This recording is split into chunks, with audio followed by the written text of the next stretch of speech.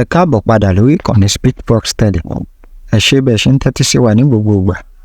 Ní báyìí, sinimá tuntun tá a ní láti wò, òun la pàkọ́lé rẹ̀ ní Aláya Púpọ̀, táwọn àgbààgbà òṣèré sì kópa nínú rẹ̀.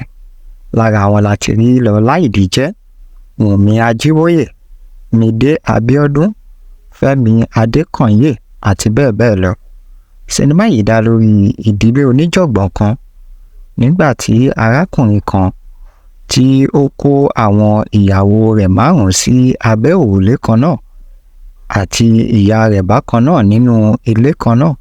Láàárín wọn, ọjọ́ kan pẹ̀lú wàhálà tirẹ̀ ní, ojoojúmọ́ pẹ̀lú fàákájà, tí ọ̀kọ̀ọ̀kan láàárín àwọn ìyàwó yìí ni wọ́n ń gbìyànjú láti dá rúgúdù sílẹ̀, kódà títí kan ìyá ọkọ.